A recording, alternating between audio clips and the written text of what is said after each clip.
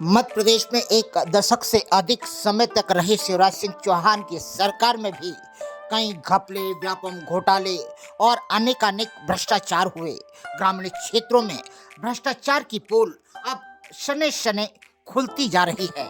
अभी कुछ ही दिन पहले ग्राम राई खुटवाल खेड़ी के बीच स्थित पिपराड़ नदी पर अत्यधिक बारिश होने पर डैम फूट गया था।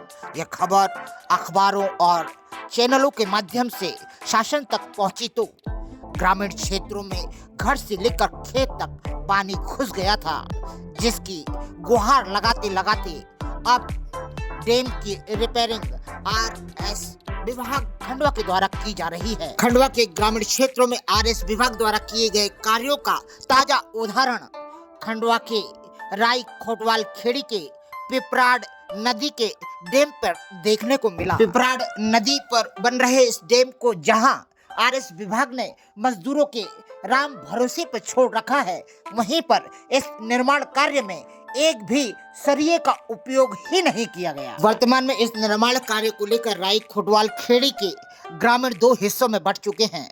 कुछ ग्रामीणों का कहना है कि इस निर्माण कार्य को हो जाने दिया जाए, यदि शिकायत करेंगे तो कार्य बंद हो जाएगा। वहीं पर कुछ ग्रामीणों का कहना है कि जो भी कार्य हो ठोस हो, नहीं तो आने वाले समय में बारिश में यह डैम फूट कर बिखर जाएगा। मध्य प्रदेश के ग्रामीण क्षेत्रों में शिवराज शासन के समय अनेकानेक निर्माण कार्य तो हुए, जहां निर्माण की आवश्यकता थी वहां निर्माण नहीं हुए, और जहां कोई आवश्यकता नहीं थी वहां पर दर्जनों इमारतें खड़ी कर दी गई। वर्तमान में अब आवश्यकता है इन निर्माण कार्यों की जांच की, क्योंकि वर्तमान में ग्रामीण पंचायतें आज भी गुहार लगा रही हैं कि उनका सही निर्माण और विकास हो। खंडवा के ग्राम राई खोटवाल खेड़ी के बीच पिपराड़ नदी पर बन रहे इस डैम के मजदूरों से जब पूछा गया कि इसमें सरिया क्यों नहीं लगाया जा रहा, तो मजदूरों का कहना है कि आरएस विभाग के अधिकारियों का कहना है कि डैम में सरिया नहीं लगता, डैम ऐसे ही बनाया जाता है। वहीं ग्रामीण क्षेत्र के सचिन भारत पाटीदार राय खोटवाल से जब पूछा गया तो उनका कहना था कि आरएस विभाग खंडवा द्वारा यह डैम बनाया जा रहा है, यह हमें कोई जानकारी नहीं है।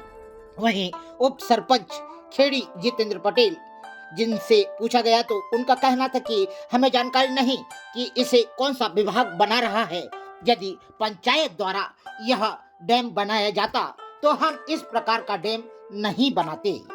इस समय हम मलगांव और राईखेड़ी के बीच में पिपराड़ नदी के डैम पर हैं, जो अत्यधिक बारिश होने से बह गया था। इस समय यहाँ पर पुनः इसको रिपेयरिंग का काम चल रहा है, लेकिन रिपेयरिंग में बिना ही बेस के, बिना सरिये के काम किया जा रहा है। आप देख सकते हैं। जय जवान जय किसान, भारतीय किसान संघ जिंदाबाद जिंदाबाद जिंदाबाद। कौन बनाता है हिंदुस्तान, भारत का मजदूर किसान, हम अपना अधिकार मांगते नहीं किसी से भीख मांगते। जोर जुल्म की टक्कर में संघर्ष हमारा नारा है, किसानों ने ठाना है लाभकारी मूल्य पाना है। कौन हमारे सुखदाता, धरती गंगा गौ माता, भगवान बलराम की जय, भारत माता की जय। हो गई है पीर पर्वत से पिघलनी चाहिए, इस हिमालय से कोई गंगा निकलनी चाहिए। मध्य प्रदेश के ग्रामीण क्षेत्रों में शासन का निर्माण कार्य हो या किसान का उत्पादन, दोनों की स्थिति बद से बदतर बनी हुई है। वर्तमान में 9/12/2023 को जिला कलेक्ट्रेट खंडवा में निमाड़ के किसान भारतीय किसान संघ के बैनर तले अपनी शिकायत दर्ज करने पहुंचे, जहां उनका कहना था कि प्याज के निर्यात पर जो प्रतिबंध लगा है उसे हटाया जाए, क्योंकि वर्तमान में संपूर्ण जगह 50 से 60 रुपए किलो प्याज चल रही है, मगर हम निमाड़ के किसानों को 10 से 15 रुपए किलो प्याज बेचने के लिए विवश होना पड़ रहा है।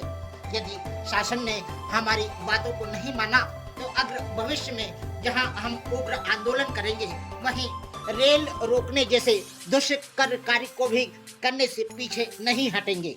खंडवा के भारतीय किसान संघ के अध्यक्ष सुभाष पटेल से जब चर्चा की गई तो उनका कहना था कि हमेशा सोतीला रवैया अपनाने वाली शासन ने इस बार भी किसानों के साथ में छल प्रपंच का माहौल बना रखा है। वर्तमान में यदि शासन हमारी बातों को नहीं मानता है तो हमें विवश होकर इतने कठोर कदम उठाना पड़ेगा कि शासन को भी हमारे आगे झुकना ही होगा।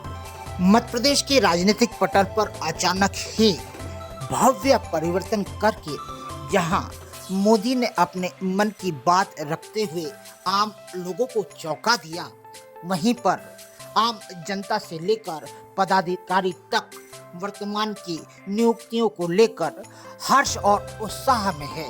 वर्तमान में भारत के प्रधानमंत्री नरेंद्र मोदी एवं उनके पर्यवेक्षकों द्वारा की गई इस नियुक्ति से जहां मध्य प्रदेश के दिग्गज और मीडिया के वरिष्ठों के दावे खोखले और धराशायी हो गए, वहीं प्रदेश को पहली बार मालवा और निमाड़ से प्रतिनिधित्व देने वाले नरेंद्र मोदी ने मुख्यमंत्री के रूप में मोहन यादव, उप मुख्यमंत्री के रूप में जगदीश देवड़ा एवं उप मुख्यमंत्री के रूप में राजेंद्र शुक्ल को जहां नियुक्त किया, वहीं खंडवा से लेकर भोपाल तक जश्न का माहौल बना हुआ है। इस अवसर पर भारतीय जनता पार्टी के अनुसूचित जाति मोर्चा के पूर्व प्रदेश महामंत्री राम प्रकाश वंशकार ने केंद्रीय नेतृत्व को साधुवाद और धन्यवाद प्रेषित किया।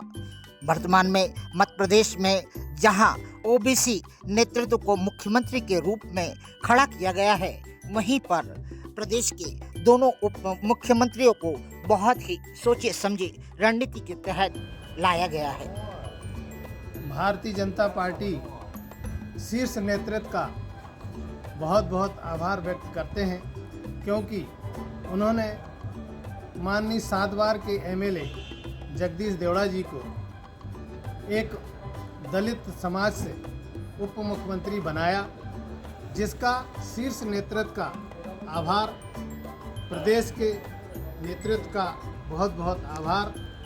हमारे जगदीश देवड़ा जी हमेशा वंचित समाज के बीच में निरंतर लगे रहते हैं।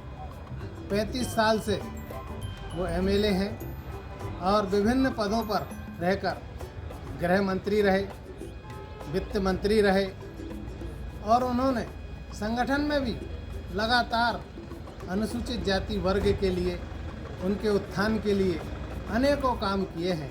ऐसे जगदीश देवड़ा जी को भी मैं बहुत बहुत बधाई देना चाहता हूं।